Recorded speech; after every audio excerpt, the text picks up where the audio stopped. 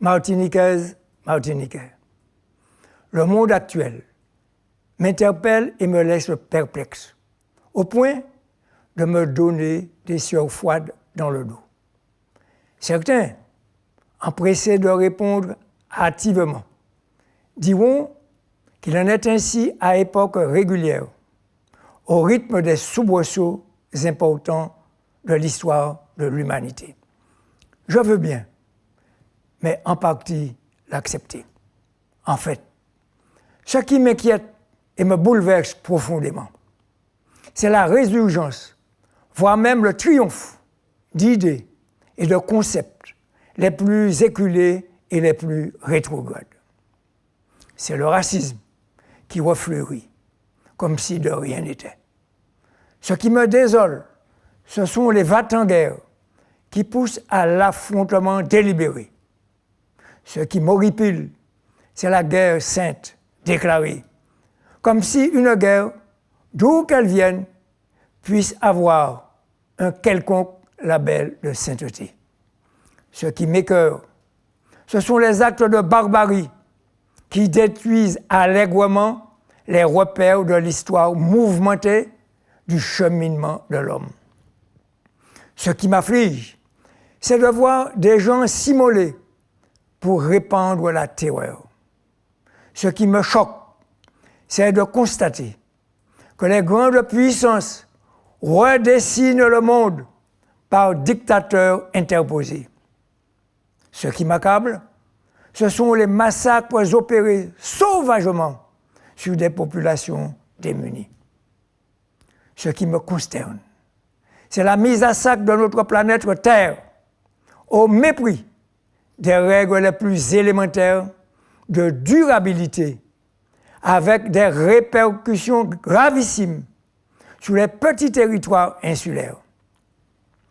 Ce sont ces excès, ces profitations qui provoquent automatiquement les rejets. Et les résistances qui en découlent feront bouger la ligne, mais au prix de sacrifices inouïs.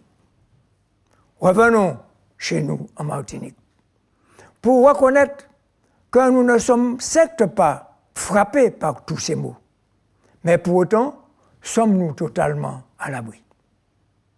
Quant à moi, de par la volonté populaire, je suis devenu le président de la collectivité territoriale de Martinique, la CTM, comme on dit, le président de tous les Martiniquais.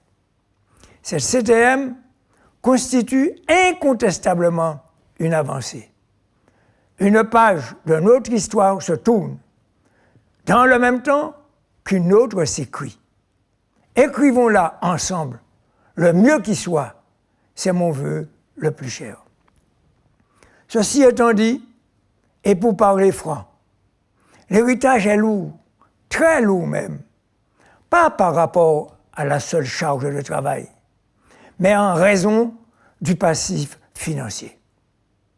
Qu'à cela ne tienne, nous mettrons tout en œuvre pour maîtriser la dérive financière, pour relancer l'activité des secteurs les plus fragiles et les plus touchés, tels le BTP, bâtiment, travaux publics, pour juguler la baisse des recettes, pour aider les activités davantage pourvoyeuses d'emplois et de croissance, pour renforcer la solidarité et la cohésion autour des personnes âgées, des personnes en situation de handicap ou de conditions précaires, pour encourager la jeunesse à se former en vue de prendre toute sa place dans le développement du pays.